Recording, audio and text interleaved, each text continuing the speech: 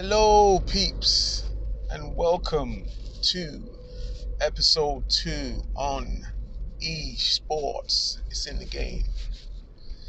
Just wanted to give a quick recap. If you remember, last week the discussion was about what is esports and what does it look like?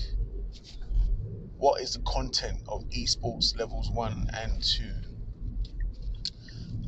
Now, I thought I would start off by giving another personal example that some of you may actually be familiar with, and that is the name Dominic Wooding.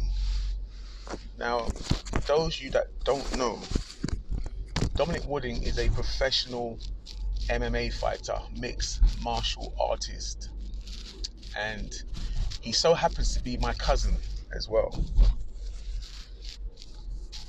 Some of you might be wondering, okay, so how does this relate to esports? Now, several years ago, probably now over 10 years ago, he started competing, training as an MMA fighter through the inspiration of esports. Try and think about it. Have a guess, guys. What am I referring to? Because there are massive clues I've just given here. Those of you that are into gaming, computer games, Street Fighter games, etc., you'll know what I mean, because it's the same concept as a young kid watching a football match and wanting to become a football player, wanting to become David Beckham. Now, he was playing UFC. Can you imagine? He was playing UFC on computer, unfamiliar with, UFC Ultimate Fighting Champion in real life, but loved the computer game so much so that he thought, you know what? I'm getting involved. Again, that's the power of esports. Now, I'm gonna send you guys. I want to show you guys some footage, some visuals of my cousin. Not on the podcast or Spotify, but on YouTube. So make sure to tune in, and you'll get an idea of what I'm referring to. But imagine playing a computer game, and being so inspired that you're learning while you're playing a computer game, and then you go to join a club. Now, MMA over 10 years ago, especially in East London, it wasn't really a thing. It wasn't really a known thing, as it is today. It wasn't something that, people really knew about to get involved with in general. But he's been massively successful. I've watched many of his fights live, and he's a dangerous fighter, actually. Another thing I thought I'd mention in relation to that is the gaming industry. Now, do you know how easy, with regards to the esports level 1 and 2, do you know how easy it is to set up leagues, as we discussed in episode 1, to set up tournaments, competitions, 5v5, 1v1s?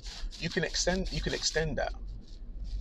Do you know how easy it is to even monetize? Like, to literally monetize what you do for fun and get paid. It's uncapped. Global gamers tuning in to your platform at a particular time, right? And you don't even have to necessarily be good. Like, I play Connect 4. For those of you that don't know, I play Connect 4, and I've been playing Connect 4 since 2007, 8. I started playing fairly consistently at that time, but I actually started on paper. Now, I'm not trying to digress too much, but I started playing Connect 4 on paper when I was working at school as a teaching assistant and supporting young people. And when we'd finish a task, I thought to myself, you know what, let's play a Connect 4 as something to do, for the last 5 minutes or whatever. And so I would just draw a grid on paper and start playing. And obviously, like, the fact that I was winning, some people think, oh, but you're playing against young people. It's not the point. You know, you've got to think about it. It's Connect 4. Connect 4 is accessible to young people, and just because you're an adult doesn't mean you're actually going to be better at the game. But anyway, cut it short. From then, it actually led to me purchasing the Connect 4 game, a pocket-sized one, and then I created my own platform online. And again, it was like, look at this. I can go on Facebook and play people online using my own platform or using the Connect 4 platforms on Facebook, on social media, or other apps. It's amazing. Absolutely amazing. And I could see leagues, multiple leagues and tournaments, depending on which one I wanted to access. And there are rankings. And you can grow yourself, grow an audience. Again, and you can monetize it. Imagine that's your job, what you love to do for fun, behind closed doors.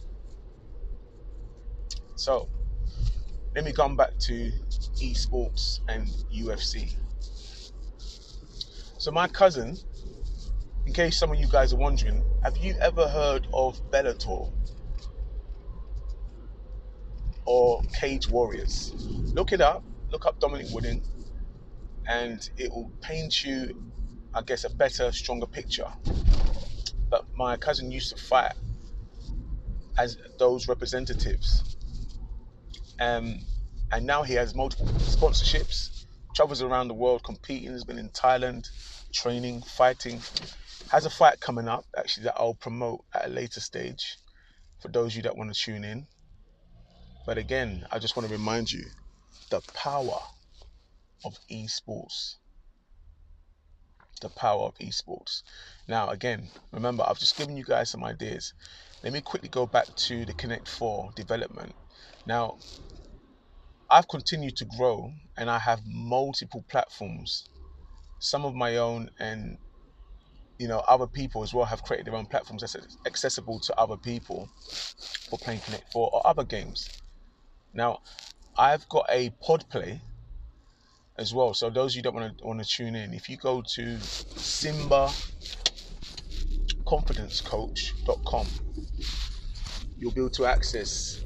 I've got quite a few platforms on there for playing Connect 4. You can play against AI at different modes, easy, medium, hard, etc.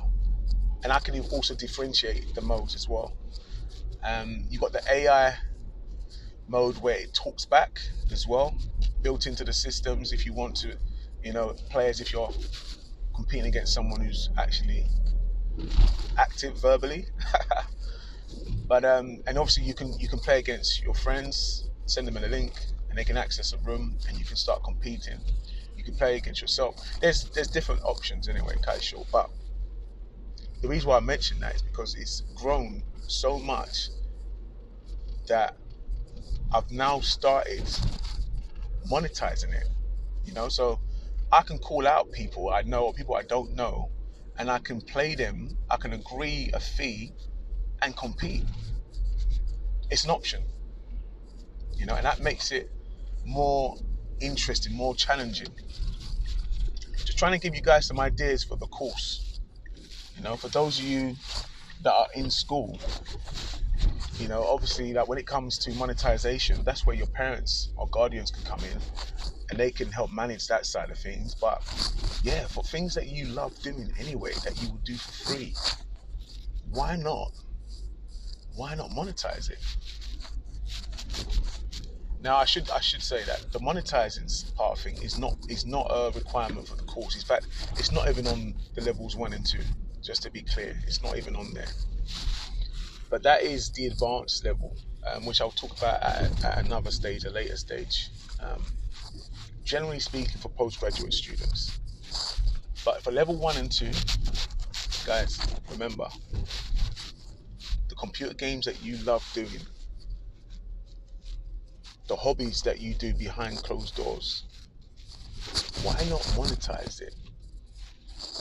Why not take it to another level? Or start building to have things in place so you're actually already ready for the advanced level in due time. You can easily complete the qualification based on the information that I've shared already now on episode 1 and 2. Go through the modules, have a look at the content. Feel free to reach out to me, guys, if you need any additional support. And yeah, we'll connect again. And I look forward to hearing from you. Feel free to reach out to me, guys. Okay? If you go to simbaconfidencecoach.com, you'll be able to see my platform, see the pod play, see some of the examples, some of the games that I've recorded. There are multiple games that I've not put up there, but there are some games that I've recorded of myself playing Connect 4 against other people, be it on camera or off camera. Not everyone wants to show themselves. But it's actually a nice conversation. I've got a gauntlet challenge on there, guys. For those of you that are interested in Connect 4, feel free to try and compete against the gauntlet challenge. If you can't, compete against the gauntlet, there's probably not much of a point, playing against myself. But no, seriously, it's been a pleasure, and I look forward to hearing from you guys, and feel free to reach out. See ya.